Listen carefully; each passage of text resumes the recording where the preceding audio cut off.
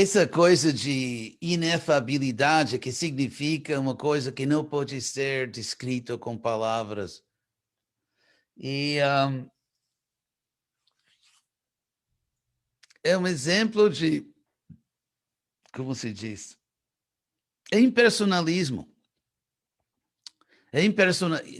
Jogar essa carta de inefabilidade, que você não pode descrever a verdade com palavras, é impersonalismo, e vou explicar por quê.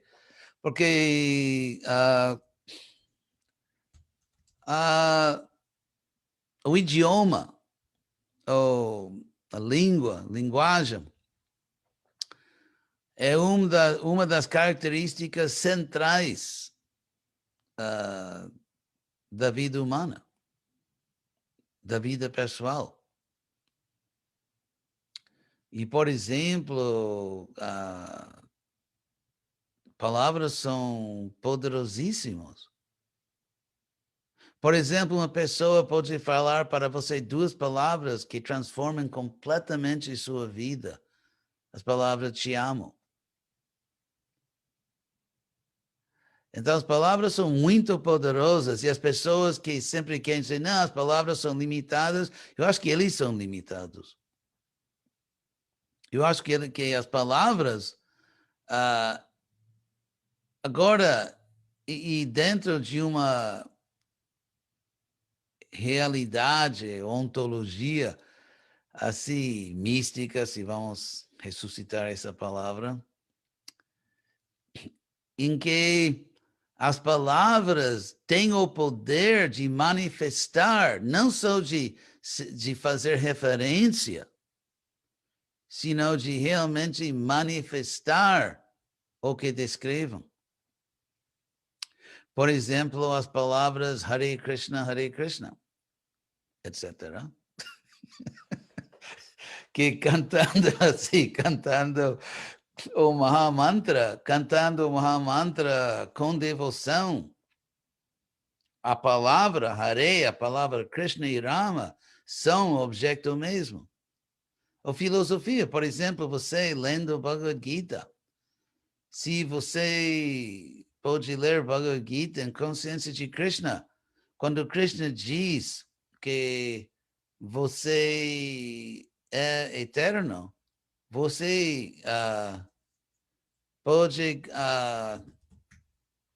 experimentar sua eternidade, que a palavra manifesta a realidade. Não é que a palavra é só uma palavra que faz referência a uma realidade. A palavra não é diferente da realidade. E não apenas no sentido que Krishna não é diferente do seu nome, mas no sentido que tudo que Krishna descreve em Bhagavad Gita, tudo que o Bhagavatam descreve, realmente manifesta, descreve e manifesta no mesmo tempo. Assim que, por exemplo, ouvindo os passatempos de Krishna, se você for avançado espiritualmente, você pode ver os passatempos. Então, essa filosofia, como seria em português? Filosofia da língua, filosofia linguística, não sei como dizer, philosophy of language. Filosofia da linguagem, se eu te dizer. A filosofia da linguagem. Então, dizer que as palavras são limitadas, as palavras sendo um atributo, uma característica importantíssima da pessoa, se a linguagem é necessariamente mundana, isso significa que não existe uma alma pessoal, porque uma alma pessoal, obviamente, se exprimiria com linguagem. Então, isso pregar contra o poder da linguagem utilizada bem é pregar o impersonalismo, rejeitar a realidade de uma pessoa eterna. Por isso que a inefabilidade, claro que temos experiências que às vezes todo mundo fala que eu fico sem palavras, né? Uma pessoa, por exemplo, que tem uma experiência muito poderosa, pode ser que estou sem palavras, ou não sei como descrever. Então, mas o fato é que, apesar disso, é possível que as palavras sejam pontos de referência. Por exemplo, vamos dizer que tem 2 devotos de Krishna, e os dois são bem avançados, muito avançados. E vamos dizer que os dois têm experiências espirituais muito avançadas de Krishna da alma.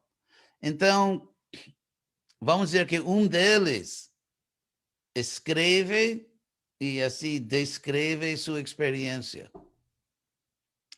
Outro devoto avançado, devota avançada, lendo as palavras, entende perfeitamente. Então, as palavras conseguiram comunicar uma realidade. Agora, quem nunca teve essa experiência, talvez para essa pessoa, as palavras são bem mais limitadas. Vamos dizer que uma pessoa cresceu, ficou adulto e nunca na sua vida viu a cor amarela. Nunca viu assim amarelo.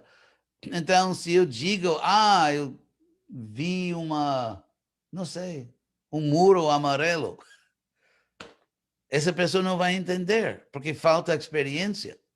Então, no caso em que uma palavra simplesmente não consegue comunicar, isso não é necessariamente devido à inefabilidade do objeto descrito, sino que sem experiência relevante, uma descrição precisa e efetiva não traz assim significado para uma pessoa que nunca teve essa experiência.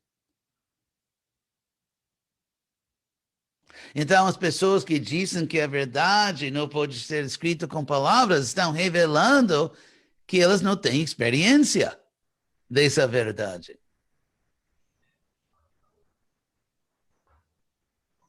Pelo menos na forma suprema, forma pessoal.